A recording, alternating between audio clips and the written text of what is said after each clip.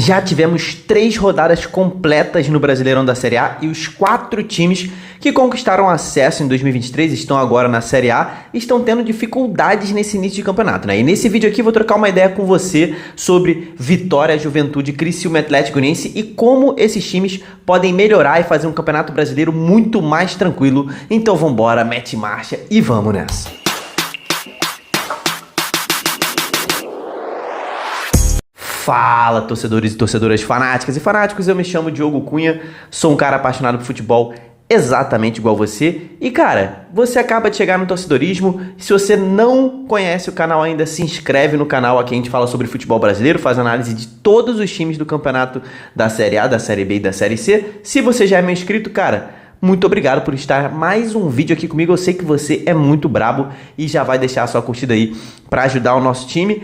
Cara, hoje a gente vai falar sobre os times que subiram novamente, né? Cara, o Campeonato Brasileiro da Série A começou, né? Tem aí o quê? Um pouco mais de uma semana, né, que o Campeonato Brasileiro começou. Vamos botar 10 dias aí. 10 dias que o Brasileirão começou, já tivemos 3 rodadas completas, né? E os 4 times que estrearam na Série A de novo, né, que subiram para essa Série A 2024, né? Tô falando de Vitória, Atlético Goianiense, Juventude e Criciúma. Esses 4 clubes estão enfrentando aquelas dificuldades normais que todos os times que conquistam o acesso sofrem, né? É normal, é muito diferente o nível técnico, o nível físico da Série B para a Série A e principalmente o nível de investimento, né? O que torna mais difícil ainda você enfrentar times com elencos repletos de jogadores de qualidade, tendo um investimento muito menor, que é o caso desses 4 times, né? Vindo de Série B, tem um investimento menor, mas todos esses 4 times demonstraram bons momentos no campeonato já, tá? Em 3 rodadas, mas também maus momentos, né? Então, vamos falar sobre esses maus e bons momentos e o que cada um dos 4 precisa melhorar, tá? Vamos focar aqui no que cada um precisa melhorar para subir na tabela e permanecer tranquilamente na Série A ao final da temporada, né? Vamos começar pela ordem da tabela, tá? Vamos falar dos times mais bem colocados para os times que estão numa situação pior na tabela, né? Então, antes de eu começar por os motivos individuais, né? O que cada time pode melhorar individualmente, análise individual, vou falar os meus 3 primeiros passos, né? 3 primeiros passos. E esses 3 passos vão servir para todos esses 4 times, tá? Cara, os 4 times têm que jogar para levar poucos gols, pelo menos nesse primeiro turno. O que isso quer dizer, Diogo? Cara, você não pode... tomou 1-0, você não pode se abrir totalmente para tentar buscar o empate. Tem que continuar cozinhando a partida, porque uma hora ou outra, uma bola aérea, uma bola parada, né, resolve o jogo. Mas por que você está falando isso, cara? Eu gosto que meu time jogue para frente. Cara, eu também. Só que no primeiro momento, primeiro turno aqui, né, o Campeonato Brasileiro tem 2 turnos distintos, tá? O primeiro turno, você tem que fazer o máximo de pontos possíveis. Porque no segundo turno é quando geral acorda, é quando todo mundo fala, meu irmão, se eu não ganhar agora, o meu objetivo vai ficar para trás. O primeiro turno é aquele turno que tá todo mundo assim, meio que, ainda faltam 30 jogos, ainda faltam 20 jogos, lá pra frente eu resolvo isso. Mas, cara, é no primeiro turno que muito time se salva, tá? Então, focar em fazer ponto. Então, fazer ponto é levar pouco gol, porque se você leva pouco gol, você pelo menos conquista um empate, né? 0-0 é 1 ponto. Então, esses times têm que focar em somar o máximo de pontos possíveis, tá? Outro conselho, outro passo, né, para permanência tranquila na Série A. Acreditar no trabalho que está sendo desenvolvido. Não cair naquela balela de que trocar tudo toda hora resolve. É óbvio que existem momentos em que você tem que trocar o treinador, né? Principalmente quando você vê que o cara não está conseguindo mais desenvolver um bom trabalho, que os jogadores não gostam mais do que está sendo feito, né? Que o clima tá ruim, aí tem que trocar mesmo. Mas não é o caso desses 4 times, né? Pelo menos não ainda, né? Os 4 têm treinadores experientes, treinadores bons. No caso do Criciúma, com o Tencati, e do Vitória com o Léo Condé, são técnicos que já estão lá há muito tempo. O Juventude está com o Roger Machado, o Atlético Goianiense está com o Jair Ventura, treinadores experientes. Então, acreditar no trabalho dos caras, porque quanto mais você muda, pior é, né? E o terceiro, que mais importante, que isso serve para todos os times do campeonato, mas principalmente para esses 4, tá? Tem que ser, meu irmão, uma fortaleza dentro da sua casa. Não pode perder ponto dentro de casa, tem que somar todos os pontos possíveis dentro da sua casa, tá? São times que têm um mando de campo muito forte, os 4 têm um mando de campo muito forte.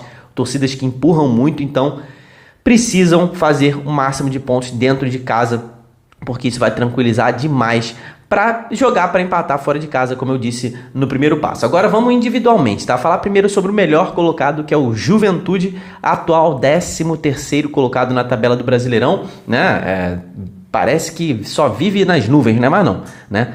O Juventude tem 4 pontos, uma vitória, um empate e uma derrota até aqui no campeonato em 3 jogos, jogou as 3 rodadas. Fez 2 ótimos jogos nas 2 primeiras rodadas, né? Conseguiu empatar na estreia fora de casa contra o Criciúma, né? Um resultado importantíssimo, né? Os dois brigam pela mesma coisa nesse momento do campeonato, né? Que é pela permanência nesse início. E o Juventude saiu com um empate fora de casa. Lembra aquilo que eu falei? Tentar somar o máximo de pontos possíveis fora de casa? E conseguiu. Já na segunda rodada foi para dentro da sua casa e seguiu o passo certinho ali, né? Fez da sua casa a sua fortaleza, jogou bem contra o Corinthians num estilo mais defensivo e conseguiu brocar ali nas chances que teve, fez o seu 2-0 contra o Corinthians, né? Segurou a pressão e fez os seus gols.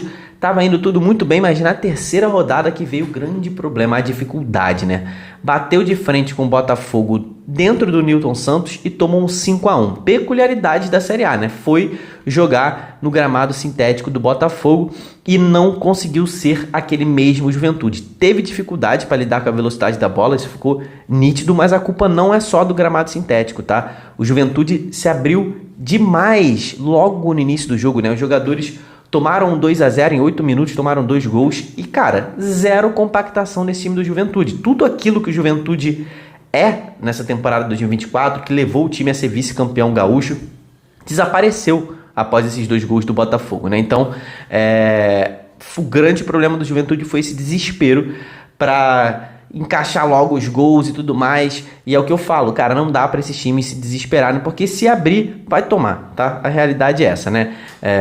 Não tem jeito, qualquer time no Brasileirão, se abrir muito, vai tomar, o nível é alto, né? E tem jogadores tecnicamente na Série A que encontram esses espaços, então nenhum time na Série A pode se dar ao luxo de se abrir totalmente para ir pro ataque, como o Juventude fez com 10 minutos de jogo contra o Botafogo. Então, cara, é um time que precisa se reforçar no meio de campo, principalmente.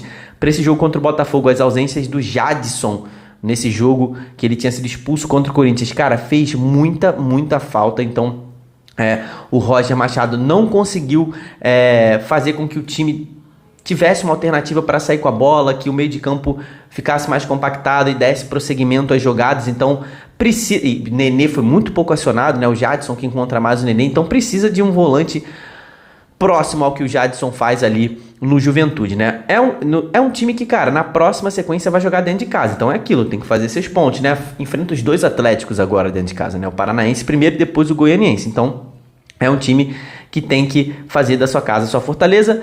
O futebol das 2 primeiras rodadas, cara, me deixou bastante otimista, tá? Mas esse jogo contra o Botafogo serve como um alerta. Mas é aquilo que eu falei, né? Teve o gramado sintético, teve uma circunstância atípica, né? Que foram os gols nos primeiros 8 minutos, né? Aquela desatenção nos 2 primeiros gols, né? E o Juventude ainda me traz uma segurança de que pode fazer um campeonato bem honesto, tá? Pode fazer um campeonato bem tranquilo se melhorar esses pontos que eu citei. Precisa reforçar principalmente o meio de campo. Para mim, o foco seria esse, se eu fosse diretor do Juventude. Do lado do Criciúma, que é o 16º colocado, está fora da zona do rebaixamento nesse momento. E olha que fez só 2 jogos, tá? Fez só 2 jogos e conseguiu 2 empates. Fez 2 jogos porque teve o jogo contra o Fortaleza, que na terceira rodada foi adiado, né? Foi o jogo contra o Fortaleza, não foi? Enfim, o Criciúma tá com um jogo a menos, foi o jogo contra o Fortaleza. Foi adiado porque o Fortaleza jogou a Copa do Nordeste. Cara, o Criciúma tem demonstrado ser um time muito sólido, tá? Tem um trabalho longo já do Cláudio Tencati à frente do time, seu treinador, e isso faz total diferença para a Série A, para o time do Criciúma. Vai fazer muita diferença, né? No jogo contra o Galo, por exemplo, olha por que ter um treinador há bastante tempo faz diferença, cara. São coisas óbvias, mas que às vezes a grande mídia não fala, né? Cara, no jogo contra o Galo, o Criciúma conseguiu um ponto importantíssimo jogando na Arena MRV, casa do Atlético, tá? E tava com 5 jogadores no departamento médico e mesmo assim o Tencati, por ser o treinador há muito tempo, ter todos os jogadores na sua mão, conhecer todo mundo, ele mudou a formação do time, tá?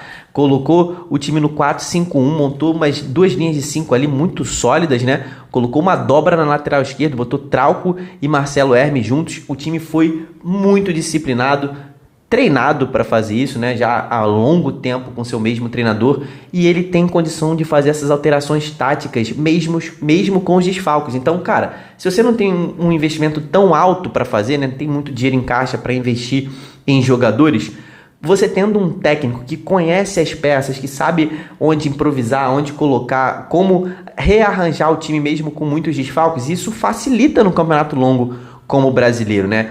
Principalmente para um time que não tem tantos jogadores no mesmo nível, que é o caso do Criciúma, não tem investimento alto. Não é o Flamengo que tem Pedro, Gabigol, Everton, Cebolinha, tem todo mundo ali, Luiz Araújo, todo mundo para a mesma posição. Não tem. Então, é difícil treinar um time com menos opções, e ele foi muito bem, tá? Ele foi muito bem. Óbvio que o Criciúma precisa contratar, principalmente alguns jogadores para compor o elenco, mas está contratando agora, né? Contratou alguns jogadores assim e trouxe o Alano, tá? Alano, ponta direita, que é ex-Goiás, né? Ele veio emprestado para o Criciúma, uma ótima contratação. Já viu o Alano jogando ao vivo, inclusive, que foi quando ele realmente me chamou a atenção, jogando contra o Fluminense no Maracanã, contra o Botafogo no Engenhão.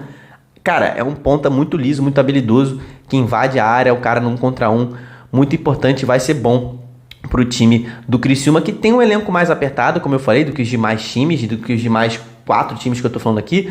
Então é mais difícil pro Tencate girar o time, né? O que acaba causando lesões mais frequentes, e aí o time com pouco investimento acaba entrando num ciclo, né? Ele não pode se dar ao luxo de poupar jogadores, porque senão enfraquece demais ao time, mas se ele não poupa jogadores, os jogadores mais importantes se lesionam, e aí? Enfim, é muito difícil você treinar um time assim, e é por isso que é importante manter o seu treinador ao longo do campeonato, ao menos que esteja acontecendo um desastre no clube, né? Que não é o caso, por enquanto, de nenhum desses 4 aqui, tá? Então, há a necessidade do Criciúma se reforçar, sim, mas a gente sabe da realidade do clube, que não pode investir tanta grana, né?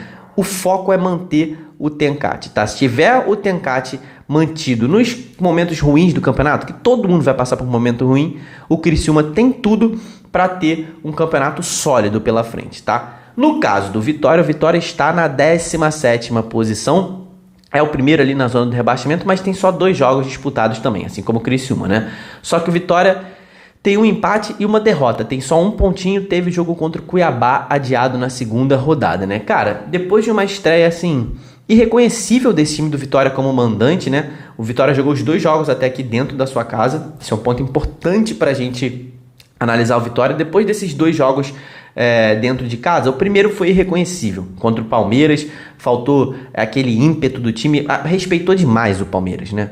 O fato é que o Vitória respeitou demais o Palmeiras, não foi pra cima, ficou com medo. Medo eu não sei se é a palavra, mas respeito, né? Ficou com muito respeito pelo Palmeiras e acabou não sendo aquele Vitória avassalador dentro da sua casa. E contra o Bahia, aí sim, voltou a ser muito confiante, avassalador, mas faltou atenção, né?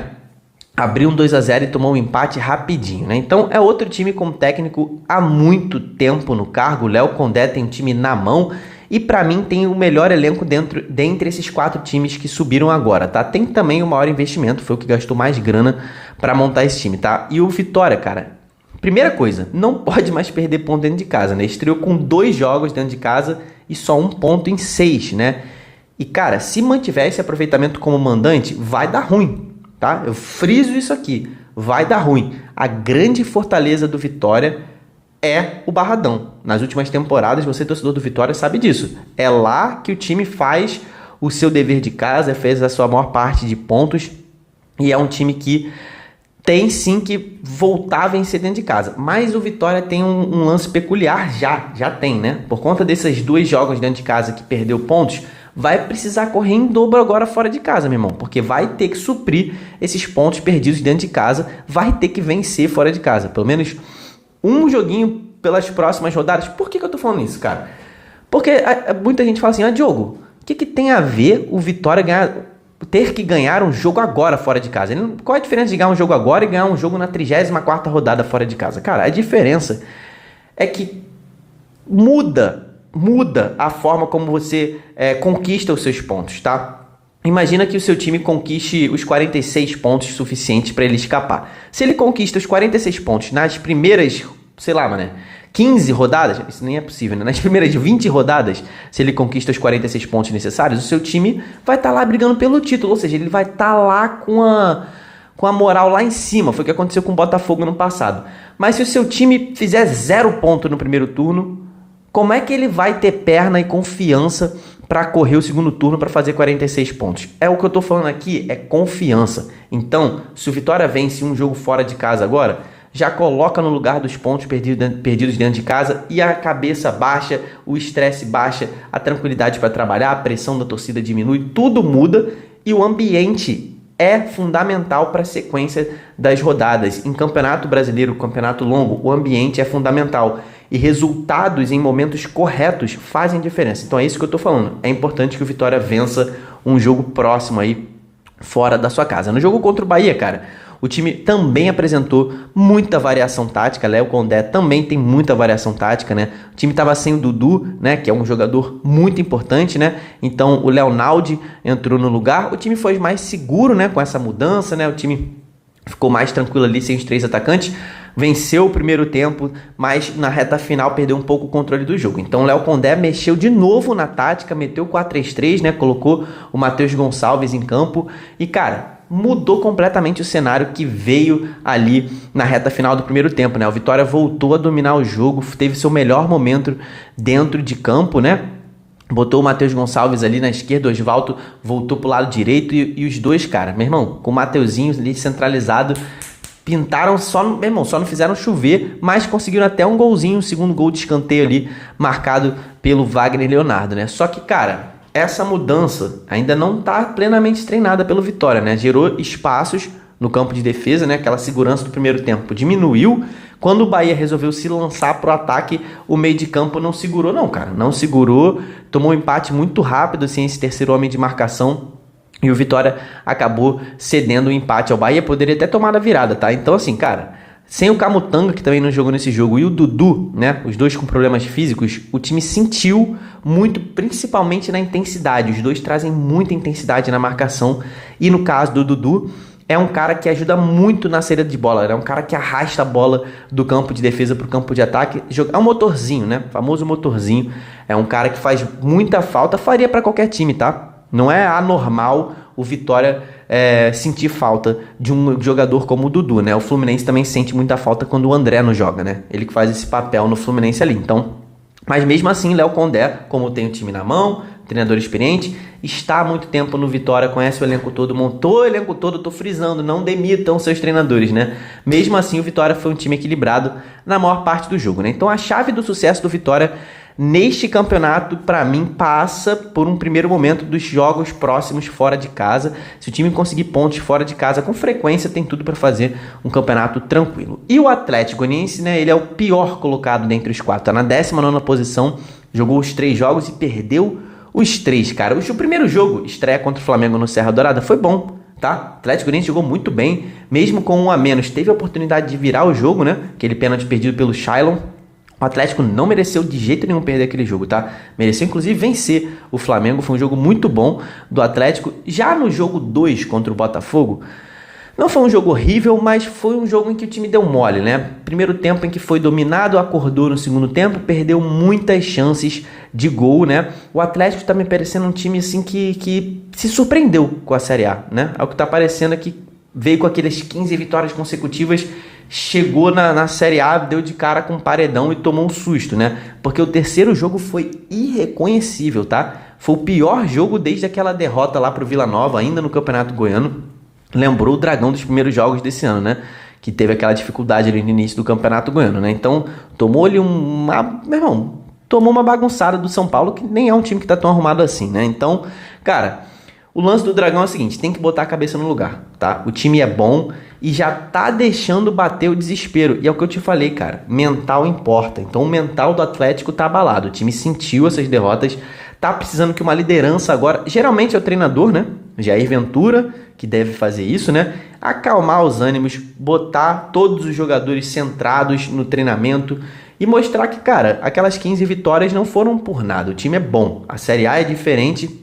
Mas o Dragão tem talento. Eu acho que então o primeiro foco do Atlético nesse momento é mental, é recuperar o mental. O principal ponto é não mudar, caçar as bruxas agora, achar que já tem que demitir o Jair por conta dessas 3 primeiras rodadas, tá tudo igual. É normal, Série A é diferente, o time foi avacalhado na primeira rodada, inclusive por arbitragem, né? Depois perdeu um jogo normal pro Botafogo no Engenhão. O anormal, né? Mas anormal foi realmente essa derrota para o São Paulo. Mas o Atlético sim preocupa, também não vou ficar aqui passando pano, falar que tá tudo bem, não tá. O time preocupa. 3 derrotas é um sinal amarelo forte, piscando ali, né? De que as coisas precisam voltar a andar. Mas o Atlético precisa colocar a cabeça no lugar neste momento e rápido, tá? É um time bom, é um time que tem um bom ataque, tem um time ótimos valores no meio de campo, como o Shailon, tem ótimos atacantes, estão ali. O Derek é reserva, né? O Derek é ex-Guarani, um bom atacante, né? Tá na reserva, tem Wagner Love na reserva, tem Luiz Fernando que tá numa temporada abençoada, tem o Baralhas, enfim, tem ótimos jogadores esse time do Atlético, então dá sim para fazer mais e se recuperar, tá? Então, cara, para mim, dessa forma, né, esses times fazendo esses pequenos ajustes aí nas próximas rodadas, eles vão conseguir ter um caminho mais tranquilo. Tem time em pior momento, tá? Tem time aí em pior fase no campeonato, então vou continuar seguindo de perto a atuação desses 4 times aqui na Série A 2024. Se você tá animado, tá confiante, se você vê outro problema no seu time que ele precisa corrigir, comenta aqui embaixo aqui, que eu quero também saber a análise de você, torcedor, que é sempre mais completa, né? Quem vê todos os jogos, vê tudo, lê tudo, sabe tudo, tem uma análise mais completa. Então quero aprender com você, comenta aqui embaixo. Deixa a sua curtida nesse vídeo e se inscreve no canal. Cara, se inscreve no canal que a gente sempre troca essas ideias aí. Muito obrigado por ter ficado até o final aqui comigo. Até o próximo vídeo. Tamo junto. Valeu e falou.